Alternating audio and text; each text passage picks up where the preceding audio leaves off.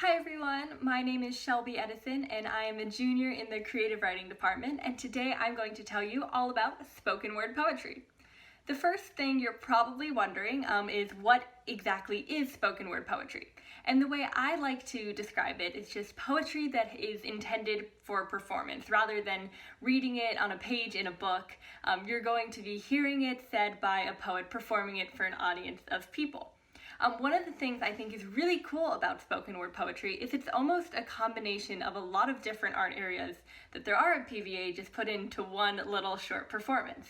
Obviously, you're going to have poetry because spoken word poetry, but you also have a lot of kind of theater technique built into it, as it is a performance-based art, and I find a lot of my background as doing theater has really helped me with how I present a lot of spoken word poetry. Spoken word poetry also has origins in oral storytelling and hip hop and rap, so you kind of have the music tied in there as well, which is really neat. There's a reason that Kendrick Lamar won the Pulitzer Prize a few years ago. His music is just poetry set to rhythm, basically. And you might be wondering, you may have heard of spoken word poetry and slam poetry and are wondering what the difference is. They're pretty much interchangeable terms. I kind of use them interchangeably, but if we're going to get technical, slam poetry is going to be spoken word poetry in a competition. So you go to a poetry slam where people present slam poems and then they are judged.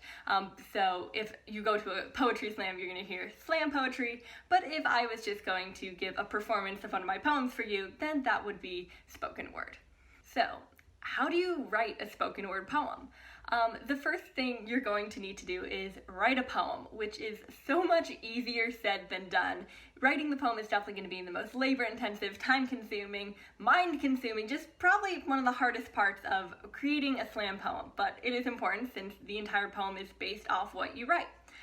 One of the things I really enjoy about spoken word poetry is the flexibility that you have in what kind of poem you're going to write. I think spoken word poetry is really known for being an art form that really does tackle some really serious issues in society. A lot of slam poems that are really famous tackle issues like racism and sexism and homophobia, and it can be really cathartic for a lot of poets to express some of these issues in society in these poetic terms and have an audience that resonates with that feeling.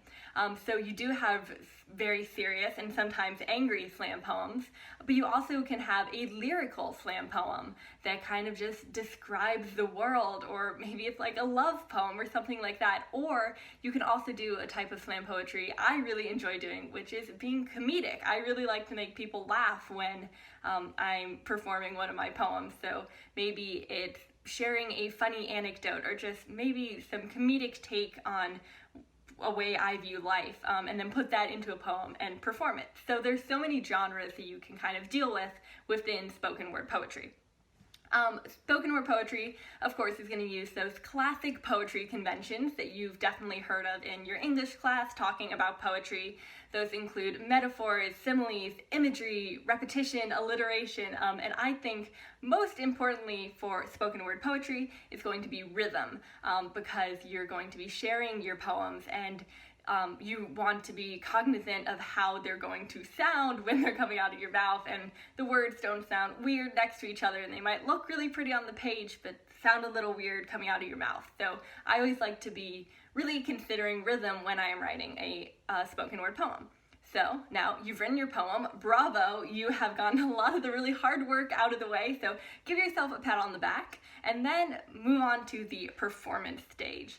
So the first thing you're going to need to do is read your poem out loud, and then read it out loud again, and again, and again, and again, and just keep reading it out loud until you can't possibly imagine saying this poem out loud another time, and then read it again after that. You want to be really familiar with your poem before you go and try to perform it.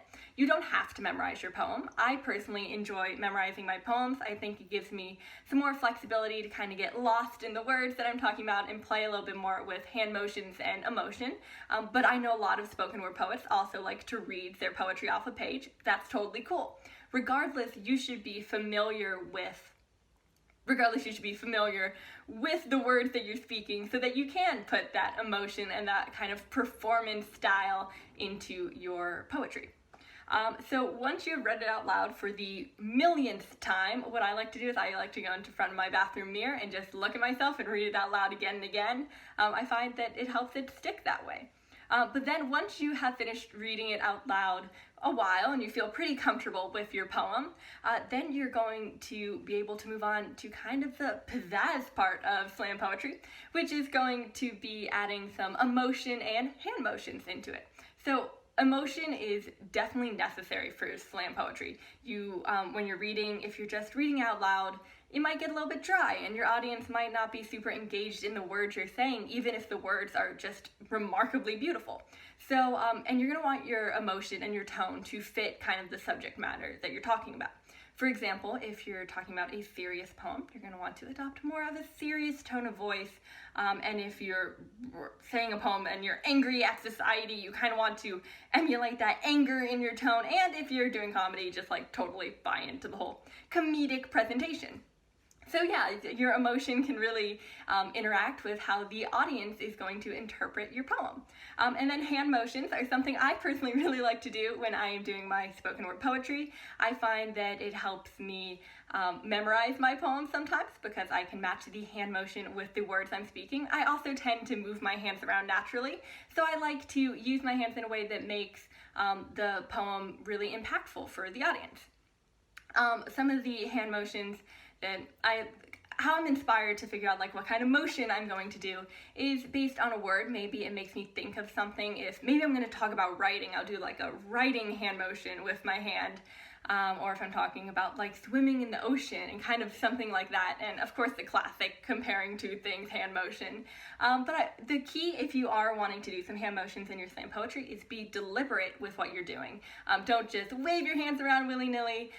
Be deliberate and make sure that whatever hand motion you do is going to add to the experience of the audience watching your poem. Okay, now you've written your poem, you have practiced saying it, you feel totally ready. What next? So one of the obvious steps would be perform it somewhere. Perform it in front of your friends if you don't have any other audience. But I think a really cool thing about living in a city like Houston, which does have a pretty big arts community, is that you can find a lot of poetry slams to go and present your work at. They're really fun. They're definitely nerve-wracking because you are spilling out words that just come from your soul and to an audience of complete strangers who are judging your work.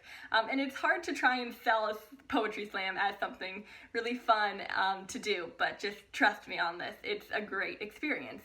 But you can also go and watch poetry slams as well, and also, try your hand at performing with school or something like that, or just for your friends if need be. You might find that spoken word poetry just seems so interesting and you really like doing it, but it's kind of solitary and you don't really want to sit in your room alone just writing poems.